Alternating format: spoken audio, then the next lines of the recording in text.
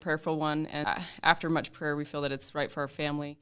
One of our founding fathers, Thomas Paine, once said that those who expect to reap the benefits of freedom must be willing to undergo the fatigue of supporting it. And I feel that responsibility down to my soul. I feel the need to stand up and support our liberty and to stand up for the people and do what I have within my power to correct things that I see that maybe need some influence in the way that I believe. And so I care about the future of our community and our state, and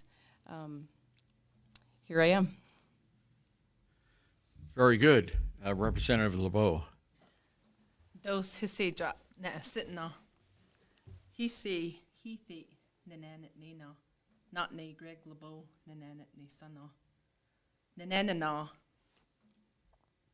Hisi nananana na nananana. Newa nananana nahe nananana nebi nananana na hebehet. Nananana ni nahu.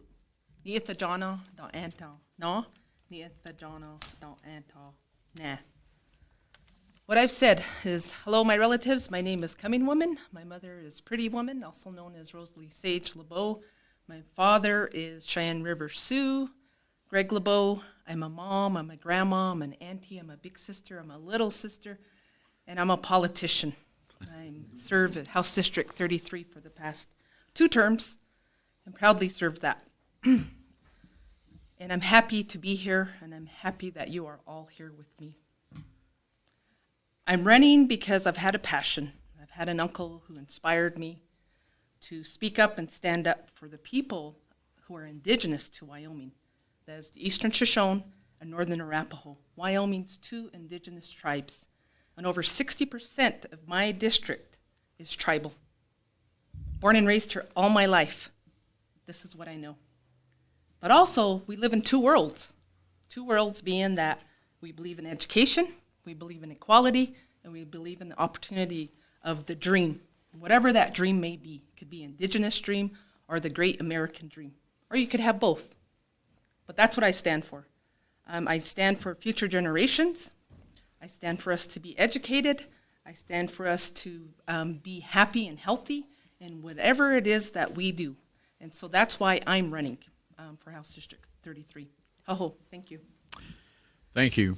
The first question will go to Representative LeBeau. According to the Census Reporter, HD 33 covers almost 3,000 square miles, 2,965.6 square miles, and includes approximately 6,000 Native American citizens, mainly living within the reservation, and about 3,000 non-Native citizens. So the question is, how will you represent the Native American population alongside the non-Native population? My job has always been to work within what is possible. It's not been to work with what is impossible, it's been to change what is possible for the indigenous people of Wyoming. Tribal perspective of what that is. I've grown up, my grandparents going to boarding school, and they were assimilated, unfortunately forced to be assimilated. That's fine. That's fine. We live in 2 worlds, like I said, and that's okay. But we take with us our culture, our morals, our values, our spirituality, the Creator, respect for the land, for our water, for our air, for our two-footed animals, or 4-footed animals, those that fly in the air and those that are in our water. And so that's very important. And so by supporting that and having that big indigenous view, I'm always going to support the ranchers. I'm going to support the farmers, along with the indigenous people that live here in this House District 33. And so along with that, you'll see my record. I support a lot of ag bills, a lot of water bills, education bills. I've supported those types of things that are good for everybody. And not just here for House District 33, but all of Wyoming, And the legislations that have been brought forth, it's to help everybody here. So. All right. Thank you, Ms. Penn. So District 33 is a very difficult district. It's probably one of the most difficult districts in the state to represent because of the diversity that we find here. I hope to look at it from a couple perspectives. One is that we are all people. We all have the same basic needs. Our needs differ some, but my intent is to support the people and be available to them to help them so that they feel comfortable coming to me with their issues and their concerns. As a nurse practitioner, that's what I do. People come to me when they have issues, and we work together and we get to the bottom of the issue, and then we look for solutions to try to fix that. And I think that can apply here as well. It's about the people, and I know that the natives have their own specific needs, and I'm very interested in working with the business councils and with the citizens themselves to find out what they are, and I'm interested in what they feel like I can help them with. And I just look forward to supporting all citizens. Any follow-up, Ms. LeBeau? No, I don't. All right, very well. The next question will go to Ms. Penn. How would you rate the job of the state of Wyoming, how they are doing in fostering and facilitating communication and robust working relationships among state, tribal, federal, and local entities? What would you do to enhance these relationships? So I think that it's important for the relationship the first word that comes to mind is respect. I think that we come to the table respecting each other, and we say respect is something that's earned, and I absolutely believe that. But also respect starts with listening to what the other side has to say. And so we have basically three entities here. We have the Eastern Shoshone and the Northern Arapaho in the state of Wyoming, and I truly believe that we can come together and, as I said, respectfully look for how we can help the people. The second word that comes to my mind is symbiosis. If we have that symbiotic relationship that we can work together to achieve greater things, and if we have at the center of our goals the people, and that all those decisions that get made have the interests of the people in mind, I think that we can accomplish great things and move forward, and that's what I hope to help facilitate. Ms. LeBeau? Thank you. I will always continue to be the voice that supports the two tribes here, the two nations. They're two nations. They're sovereign nations in the United States Constitution identified. And I will always support their efforts and their drive, whether that be gambling or taxation. And it's always to communicate with both those sovereign nations on what they want. Now, if one wants something and another one doesn't, then I need to take that into consideration. That needs to be taken into consideration too. But not only the two tribes here, like I said, my father's from Cheyenne River. We have over 33 other federally recognized tribes throughout the state of Wyoming and on the reservation that are intermarried. And so when you really talk about intertribal, there's intertribal here. And I've always put sovereignty first. Sovereignty is going to be first. And I want us to be equal when we come to the table with the state of Wyoming. I want it comes and talks to us because we are federally recognized people. But I'm always going to be the voice of the sovereignty and the issues that are important to Wind River and her people here on the reservation. That's first and foremost to me. Thank you. Thank you. Any follow-up, No Ms. follow-up. Penn? All right. So the next question goes to Ms. LeBeau, and it concerns affordable housing. What can be done to provide more affordable housing and more variety of housing options in our communities? To help with affordable housing is really going to the tables and not coming like the state or local comedy, but really looking at the assessment, particularly in my district with Native American populations and the homeless issue, which is huge. Because in our homes, you'll have 3, 4 generations, 5 generations living in one home. it's really assessing those needs and what is that. And it touches on a lot of stuff, a lot of things. Historical trauma, intergenerational trauma. You can balance that with our culture, but also you balance that with living condition and our health. And our health has really, really hurt. And so with affordable housing, it's so deep. It's so deep with affordable housing. There's reasons for that. But a good assessment of our society, looking at our economy, looking at our people, looking at our family sizes, looking at the issues and the factors that they struggle with, whether that be transportation, a livable wage, education opportunities, where's my job opportunities at. So those are all important, but it's assessing it and then going after grants. As tribal people, we have a lot of access to a lot of millions of dollars of grants, and that'll be federal grants, mainly federal grants.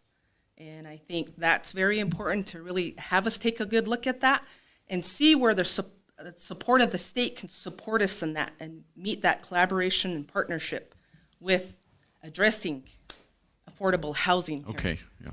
Thank you. Your response, Ms. Penn. Obviously, this is a difficult issue. If it was something that was simple, we wouldn't be having this conversation. This issue still exists on affordable housing.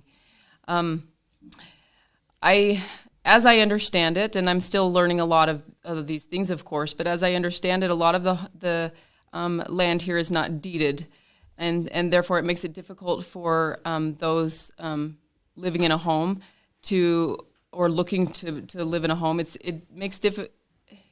difficult for them to get the funding in order to be able to buy a home like a lot of us can. If the land is not deeded to you, then the bank isn't going to loan you money. And so that's an avenue that I would be interested in exploring with the tribes and see what could be available. Is there something that can be done there? I think that once again, working together and trying to come up with solutions. I think about what do people do in other places to try to find affordable housing for those in difficult situations, maybe to help decrease the cost of housing. Maybe we look at something like a program where people can contribute to the building of their home and therefore decrease the costs. I think that also provides, it's good for our psyche to work for the things that we have and to earn things, and that might be another thing that I'd be interested in examining. Thank you. Any follow-up on that, Ms. LeBeau? Sure. I kind of cringe when I hear we need more deeded land. We don't need more deeded land. When you deed land, you give that up out of trust. There is more banking, financial institutions that'll work with Native people who want to build on trust land on a reservation. And I think it's our due diligence as sovereign nations to keep as much as that land tribal. Yeah. Thank you.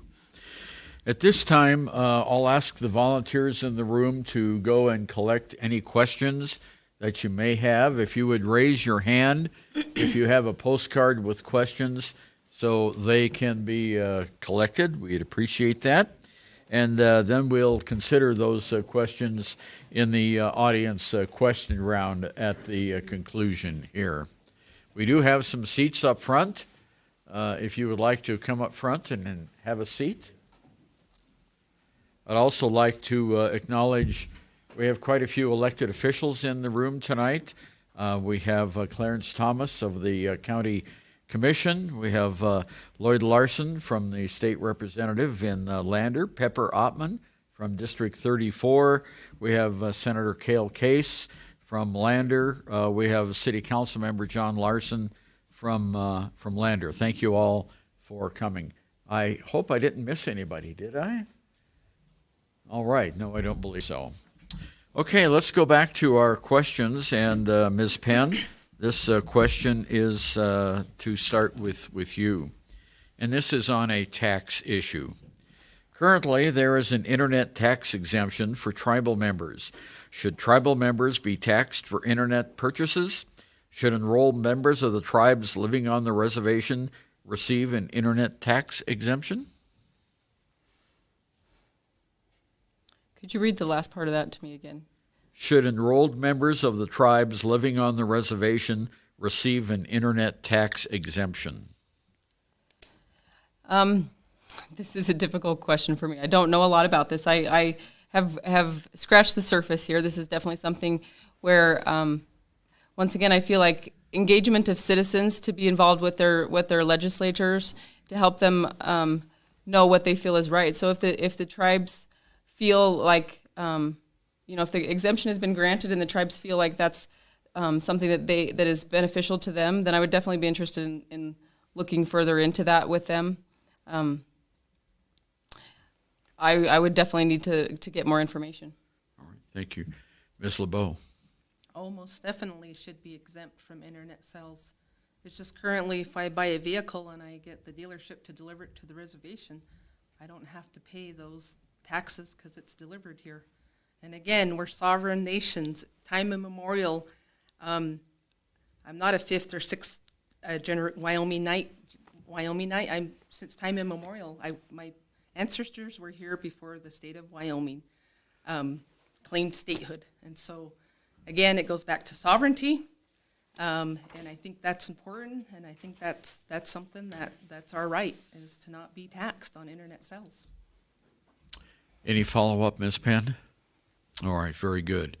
The next question then goes to Ms. LeBeau for missing and murdered Indigenous women. What steps can be taken to streamline how county law enforcement jurisdictions work to improve efforts to appropriately handle missing and murdered Indigenous persons? We've started that in the legislature with the Select Committee on Tribal Relations, and was able to pass the bill, Senate File 8, that would allow for better cooperation across jurisdictions. Now, with that being said, that's a good start, but we need to continue the crucial conversations of where those gaps still exist, whether that be the Amber Alert if somebody goes missing, and we have access to that on the reservation. And then it's still more of those conversations of what causes our people to be put in those kind of situations, and really looking at the deep root cause of what that is. One's going to be substance use. That causes our people to be harmed, and why is that? I'm always going to support expenditures that put people first, and that's the priority. I'm always going to support expenditures that look at the health and mental health of our people, and all people, and so we can live in a safe and healthy communities, and so that's been important. But there's still conversations that need to be had, and our Indigenous voices need to be listened to, and that's important. And it's not that other outside influences at the time, and I think we really need to just focus on a Indigenous communication, really have a crucial conversation, because what I get frustrated is everybody coming here and thinking that they know what's best for us. They need to come to listen to understand. Thank you. Okay. Thank you. Ms. Penn, your response to that question, please. I think that communication is key, and having those avenues open to with law enforcement so that things happen quickly. If someone is identified as missing, that the necessary steps take place so that that person can be recovered early. I know that if someone is found within the first 24 and 48 hours, the chances of a good positive outcome are significantly higher than if time goes on. And so opening those lines of communication with law enforcement so that they can know that there's a job that they need to do, that know that there's someone that they're looking for. I know that there have been steps taken with the tribal committee to help facilitate that process, and I would definitely be interested in continuing that as well. Any follow-up, Ms. LeBeau? Yeah, I do. It was mentioned law enforcement. It's all law enforcement, particularly, and I think really law enforcement needs, especially our border town law enforcement, they need cultural sensitivity training. Most definitely, they do. Yeah. Thank you. Ms. Penn, this question is for you on education. How can the state of Wyoming work in cooperation with the tribes in recruitment and on recruitment and retention of Native American students at the University of Wyoming and at Central Wyoming Community College? I think that starts at home.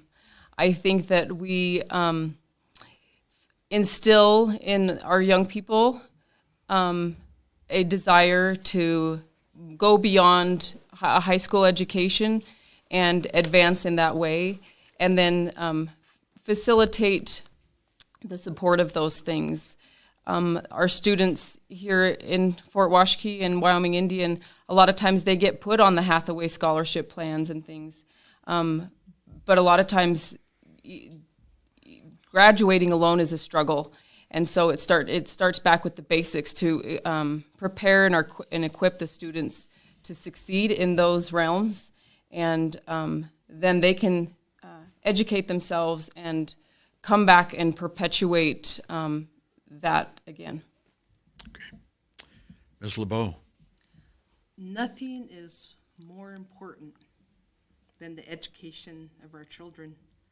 And I think providing more opportunities for our high schools for dual and concurrent college classes is going to be key. Wyoming has one of the best education systems in the country. You'll see it evidenced in our scores, including scores for kids who are in our special ed. But we can do much better, especially for the kids on the reservation where the high school dropout rate is low. Then the rest of the kids and opportunities for kids are limited here on the reservation. I support funding the education block grant. I support the ECAs and supported that for increase in teachers' wages, because that's what's crucial here, is to get them not only to Central Wyoming College, which I'm a proud alumni of, then also to the University of Wyoming, where I'm also a proud alumni of, but it's getting more Indigenous people into those key leadership positions at CWC and at UW, so when our young kids go and they're like, oh, I see her, she looks like me, she sounds like me. Or I see him, he looks like me and sounds like me. I can do this. This is something that's very important. And so this is very important, and I think that's always crucial. It's always going to be crucial to both tribes. Thank you.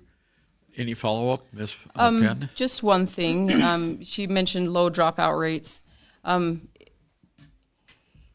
If it is possible that our dropout rates are low, but are those kids that are graduating, are they prepared for higher level education? Are they prepared to succeed there?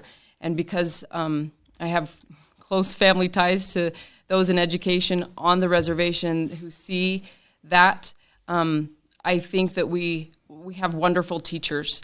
But once again, I think we need to start at home to support those kids to instill that value. Thank you. The next question goes to Ms. LeBeau, and the question concerns reservation education. How can the state of Wyoming help to curtail oops, that's the wrong one. My apologies, I skipped one. It is on education. And the question is, should the state of Wyoming continue to provide supplemental funding to St. Stephen's Indian School in the wake of the revelation of misconduct and abuse there? I wholeheartedly think and will support any legislation or efforts that still support financial funding of St. Stephen's. You have three distinct communities on the reservation. And one of them is going to be that area of St. Stephen's. And I think it's going to take in, of course, the federal government with the Bureau of Indian Education. Got to step up and do better. We need better, proper training, accountability. And so that all goes back to education and holding ourselves accountable. And again, it's going to take us as Native people from our communities to really, we need to stand up and fix what went wrong. We need to hold ourselves accountable for what's happening. And we shouldn't punish our kids for what happened at St. Stephen's. And I think, again, it's the federal government that have failed in their obligations somewhat. And again, it's being sovereign as the two nations coming forward, having the federal government here and the state government. So you got these three governments that really need to communicate, have these, again, crucial conversations and discuss the key issues and how to take it forward to be successful and to continue educating for generations to come in that community. That's key and crucial. Thank you. And Ms. Penn. I think that it is fair to continue supplemental funding from the state to St. Stephen's as it has existed in the past. Like Andy said, it's not the fault of the students because of difficult and administration and such. And if we pull the funding, then what are we doing to those students who are the ones that are already suffering? And so I would definitely support that. I think that we need to use that as an example to examine the other districts as well, and to look and see what is going on and see, do some of those things exist in other places. I think that teachers struggle, and I think that they feel that sometimes difficult situations are found in the other districts as well. And so we need to continue,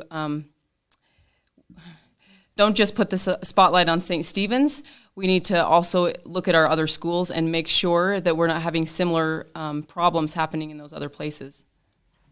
Follow up, Ms. LeBeau? I would just say I strongly support the teachers, the parents and guardians, and my elected school board members to know what's best for their communities in their schools. Okay, thank you. And the next question for Ms. Penn on reservation issues. How can the state of Wyoming help to curtail poaching by non-natives on the Wind River Indian Reservation? And I'm guessing this has to do with hunting. I know that this is a subject that is being discussed in the Tribal Relations Committee now. There has been discussion about, do we cross-deputize Wyoming Game and Fish deputies, and to see if there could be some overlap. And I know that the tribes are hesitant to want to allow that, seeing that it seems to interfere more on their sovereignty. And so it's a difficult question to answer, and one that discussions are currently happening. It's hard when people aren't being good stewards of the land, and when they're in that situation. I think if there are penalties that would prevent people from misbehaving or stepping out of line, that might be one way to curtail the issue. Thank you. Ms. LeBeau? We have our Shoshone and Arapaho Law and Order Code, also known as SALOC. We enforce that. We're talking with ceremonial leaders and our young warriors, whether that be female or male, or our two-spirited members. We had warrior societies. We took care of it, equivalent to policing. And I think that we need more funding. I think we have these conversations with the state. I think we also have these conversations with the federal government, because this is our federally recognized reservation. But first and foremost, again, is going to be our sovereignty of enforcing our law on our reservation.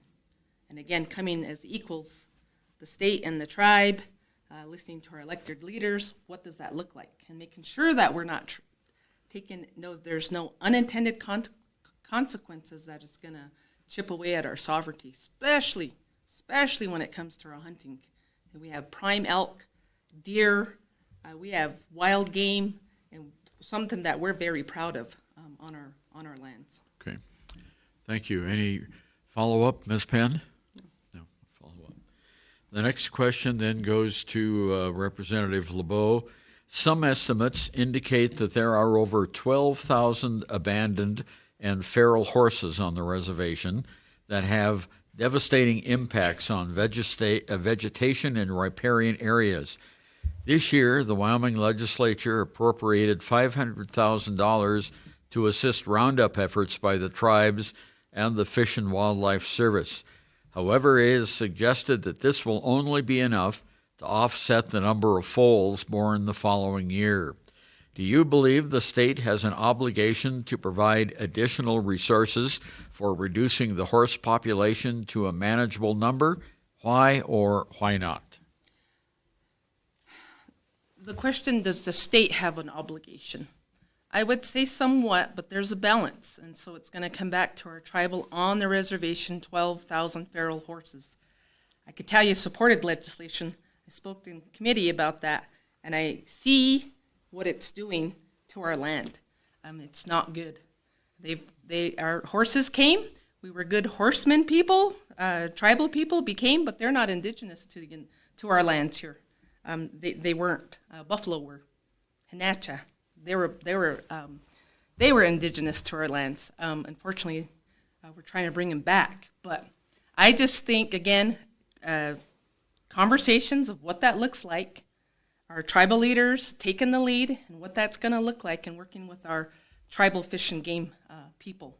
Obviously, it's going to be crucial to fully fund those efforts, which are important, which are very important to the reservation and her land, and the health of her land, of Mother Earth, and getting back to a healthy, sustainable environment, ecosystem for our wildlife, and what that looks like.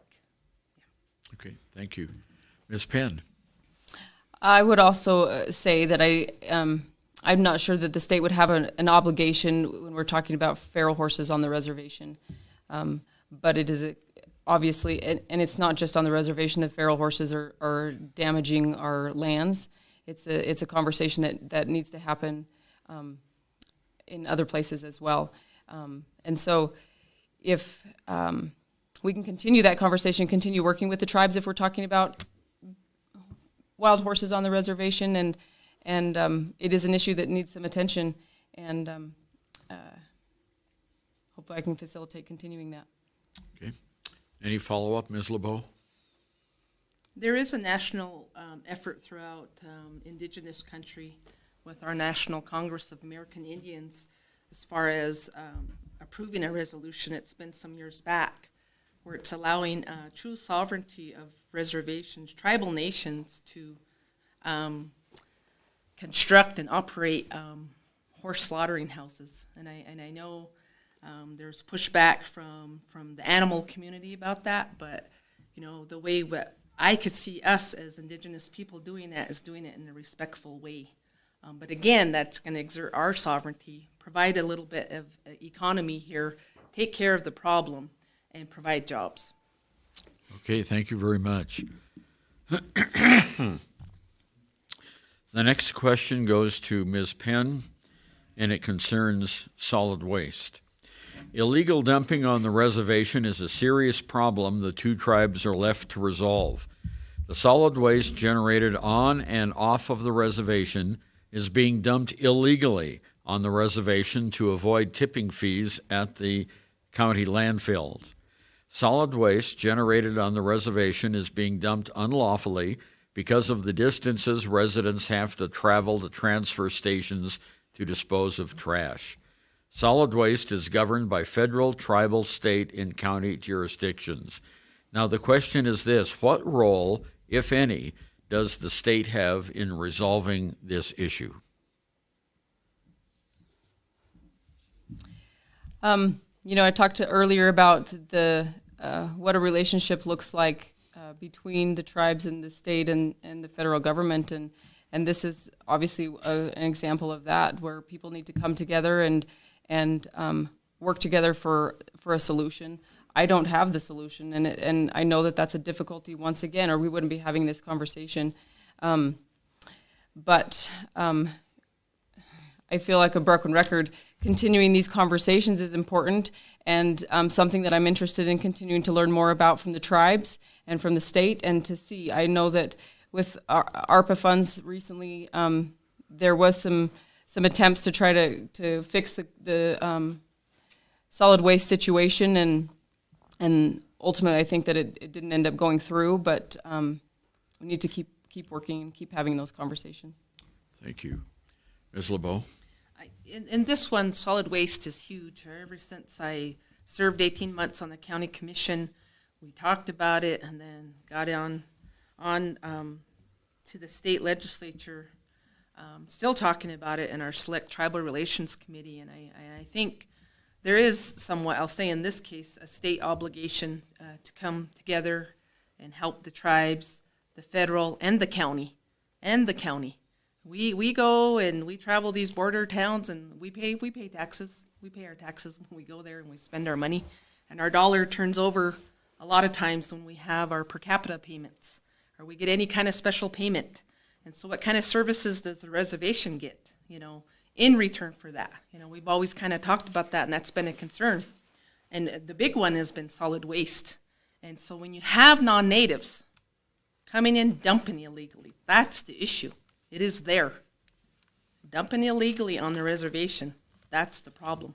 And so coming together to police, again, to have these conversations on what that looks like, again, with our tribal leaders taking the lead in that, I think that's what's crucial and that's what needs to be done. Yes. Thank you. Any follow-up, Ms. Penn? All right, thank you. The next question deals with education. The Wyoming Department of Education reports several school districts on the reservation have very high absentee rates, low test scores, and low graduation rates. What would your approach be to improve test scores, graduation rates, and to reduce absenteeism? Ms. LeBeau. We've talked about this, and I've been the voice, and I've pushed back and select committee on tribal relations because I really felt that we weren't really putting an effort and funding to the deep root causes of why there's absenteeism. One is homelessness. One is going to be substance abuse. One is going to be mental health issues that our people suffer with. And their thing is, where am I going to lay my head tonight? Where am I going to get my next meal? Storm's coming in. Do I have a jacket for my little kids? When we pushed this issue, I went around and I visited with the district schools, one in particular, the homeschool coordinator. At that time, there were 74 homeless kids. That's the problem. They're figuring out, where am I going to lay my head? Where am I going to get my next meal? Not that I'm going to go to school or on time, or am I going to go with washed clothes? That's the issue I want to look at. Those types of issues first, and I think that'll have a trickle effect in increasing the absenteeism. So they come from a good environment where they can focus and get to school, and then focus on school. Not that I'm hungry, or where's mom and dad going to be at, or I'm worried about my little brother and sister, where are they going to be at?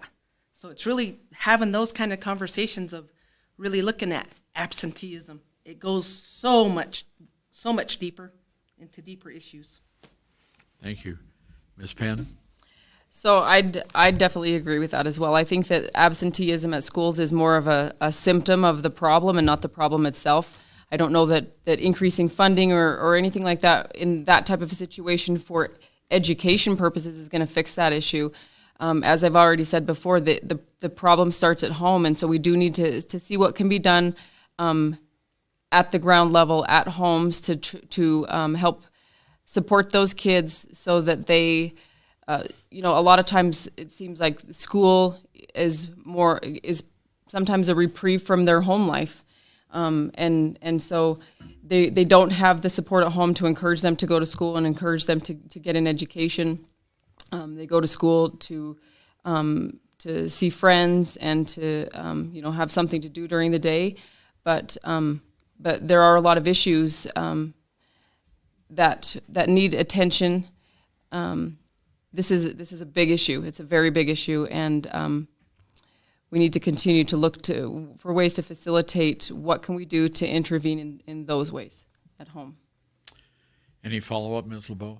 Yeah, and I really think it's going to go back to our culture and our language. As much as we push that and what that means and what that is, and we share that and we allow that in our schools, I think that'll really help the baseline of what it is to go to school, and that I'm welcome and that I'm okay to be there, because our people to this day The little grandkids going now. I've experienced myself, my kids, is feeling okay that I'm okay and I'm accepted to go to whatever school I want to go to in Fremont County. And that I'm okay and I'm going to be safe and I'm going to learn, but I could still keep my identity, my indigenous identity with me and be proud of that. Thank you. The next question goes to Ms. Penn, dealing with health care. Do you believe Wyoming women should have access to safe and legal abortions if pregnancy results from rape or incest, the pregnancy is not viable, or the woman's health is in jeopardy? Why or why not?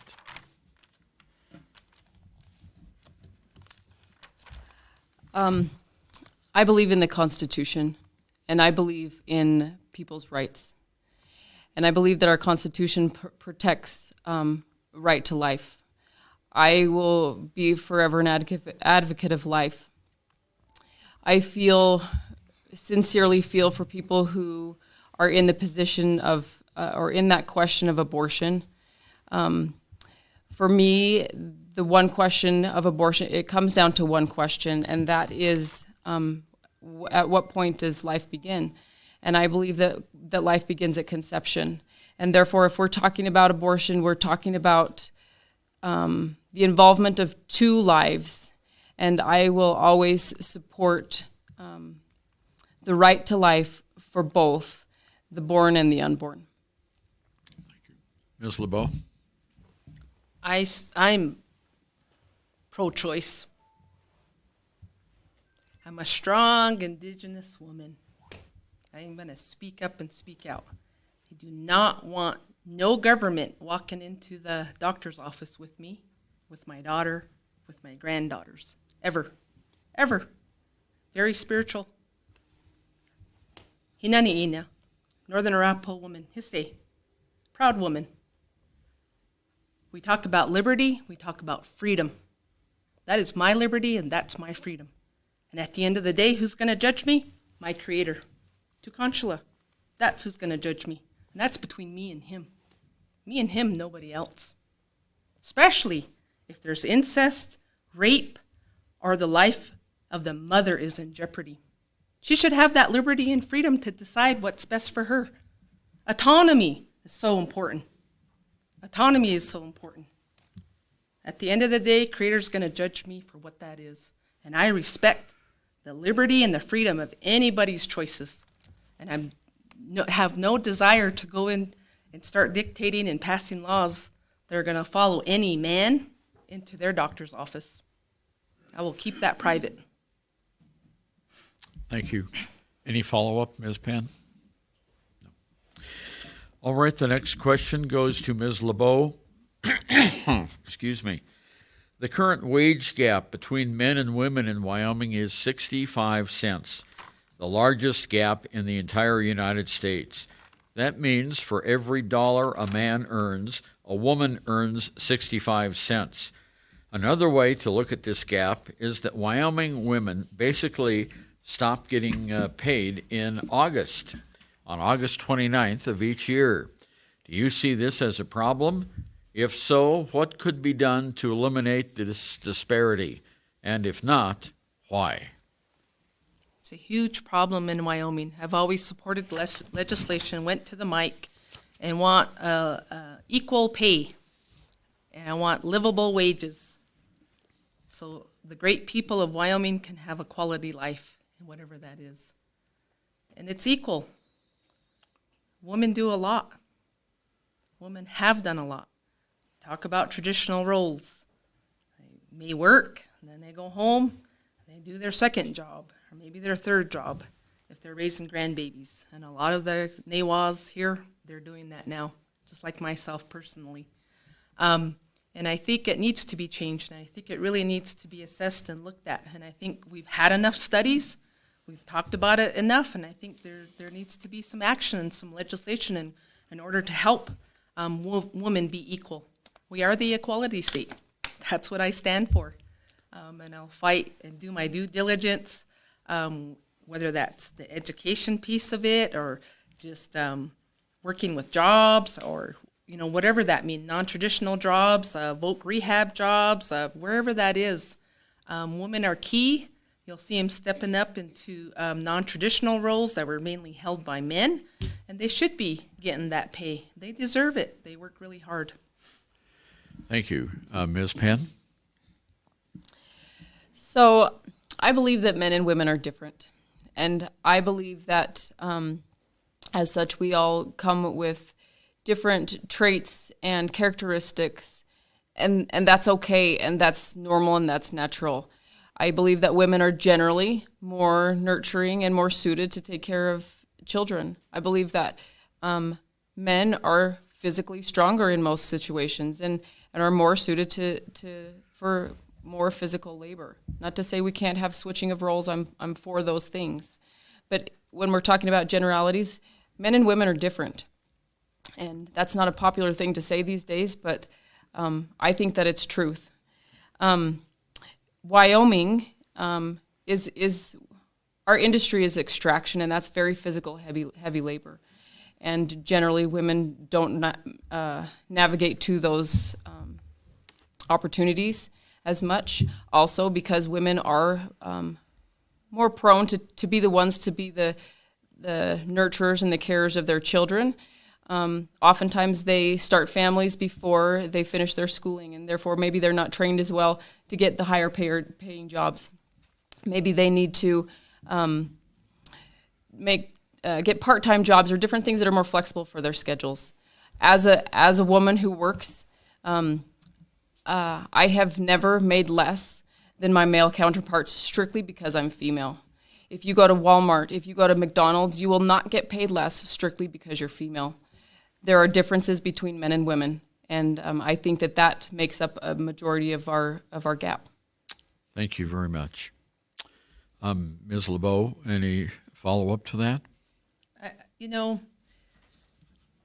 The economy in Wyoming is on a steep decline, unfortunately. And with our extractive industries, which of the two tribes we have in extractive industries, but on the up and up is our solar and renewable energies, and that doesn't take quite as much physical labor. And I think equal is equal.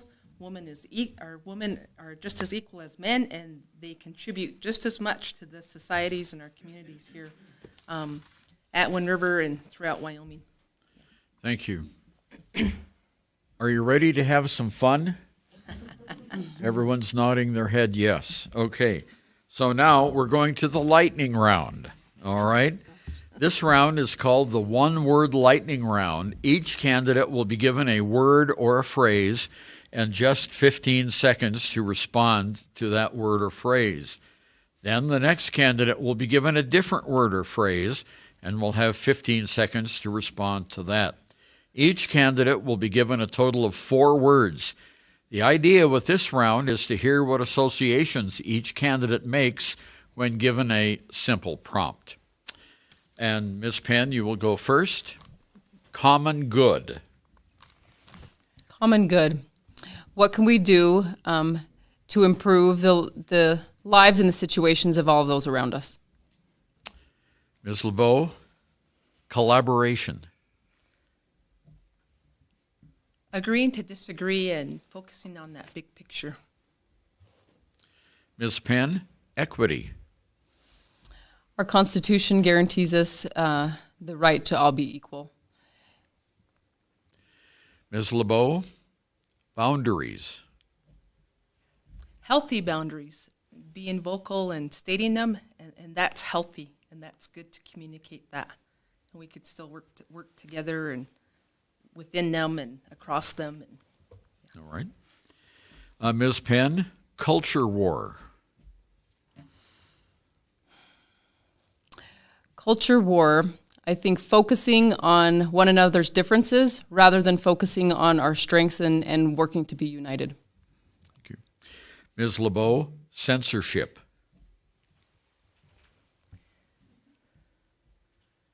Not needed.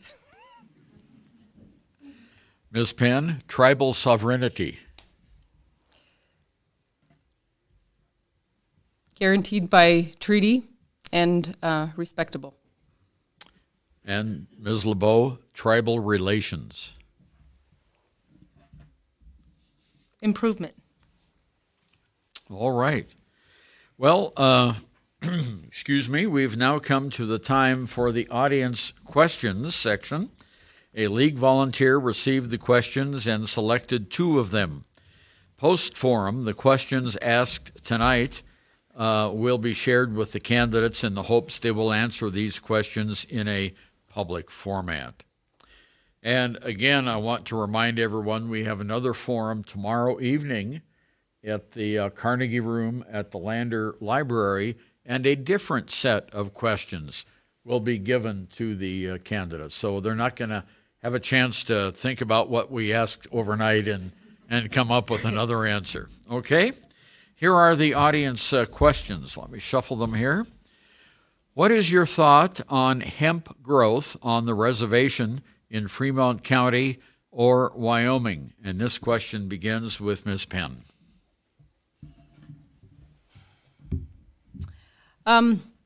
I think I would have to look at how it's outlined and what the law states with that to know. As far as marijuana is concerned, I'm against marijuana and the legalization of marijuana. I know that hemp is supposed to be non-psychoactive, though I do know that it's possible for chemists to create or to pull out a psychoactive agent from hemp. And so that's a questionable one for me that I would need more information, and I would have to look at exactly at how it's outlined in its legalization. Ms. LeBeau. I hear loud and clear from constituents here of House District 33, and they want hemp and the right to grow and use it in a medicinal, traditional way. And it is a traditional medicinal medicine of indigenous people. It has value. And so I would do that to support. I did talk in my last Tribal Relations Committee when we were talking about interim topics. I wanted us to push it as a committee and look at that. But unfortunately, that wasn't picked. But I'll continue to have those conversations. And I know it's what a lot of the constituents of House District 33 want. And I would do it under our SALOC code, our Shoshone and Arapaho Law and Order Code. And there is a pathway to do it right with the federal government as well, because we have a lot of water, we have land, we can water it, we could use our land, and we can become really good hemp farmers. That'd be great. And Ms. Penn, any follow-up? None. All right. Our second question, we'll start with Ms. LeBeau. Do you believe that the statement, the federal government should have the ability to require vaccinations for our youth to participate in activities in school? Do you believe the federal government should have the ability to require vaccinations for our youth to participate in activities in school? Not necessarily, but I do believe that the Eastern Shoshone and Northern Arapaho have the ability to require if masks should be used and worn in school. Okay. The two sovereign nations. Ms. Penn. Absolutely not. I don't think that the federal government has any business telling us what we have to or can or cannot put into our bodies. I think that we are in control of our own bodies and we have sovereignty over it. And it is not within the federal government purview to tell us otherwise. Any follow-up, Ms. LeBeau? I would just say amen to that, and reproductive rights. Awesome. Yeah. All right, very good. We've now come to that stage of the forum here this evening where you each have a closing statement. Each candidate now has 1 minute to share a closing statement. And since Ms. Penn started the evening with hers first, Ms. LeBeau, you get to go first this time. 1 minute. Thank you. I just want to thank the League of Women Voters for providing this forum, and I want to thank my challenger here. Got to meet with her and chat with her a little bit, and we were both nervous and to do this. And I just want to commend all of y'all that took your times out of your Sunday night to be here and listen. And thanks for being respectful and joining us, and it wasn't as bad as I thought it was going to be. But we got another one tomorrow. So thank you, Ernie. Thank you, Marilyn. All those that put time and effort. I want to thank the people that donated for us to have this room. You know who you are. Coming together to provide this to the people, and just getting to know where we stand and where we're at. Thank you. Thank you, Ms. Penn. Your closing statement. So yesterday in the mail, I got a publication that had a quote that I thought I wanted to bring along and read, and it says, "Don't curse the darkness, but light a candle. The bigger the darkness, the easier it is to spot your light." My candidacy is my attempt to light a candle in the darkness and to stand up for our liberties, because I feel like our liberties are being snuffed out before our very eyes by the darkness that's surrounding us. We will have our differences. I won't deny that. And as I said before, that this is a difficult district. But let's focus on the unity. I think that ultimately we all want the same goal. We want people to be healthy and happy and safe and protected. And we want people to be free. We want that freedom for ourselves. I will make a promise to the people of District 33 that I will do my best to hear your voice and to put your voice first in the legislature, and work hard to support that. And I would just say, God bless you for being here tonight, and God bless this state, and God bless America. All right, thank you very much. So we'll have a chance to do that again in just a minute. So on behalf of the League and WYO Today and County 10, I want to thank all of these candidates, these two up here, brave ladies, to come here for their participation and run for election. And, it really is humbling to hear how much each of you are invested in our, it says community, but I'll add communities to that. I asked the audience earlier to hold their applause, but right now I'd like to have the audience show their appreciation to our two candidates.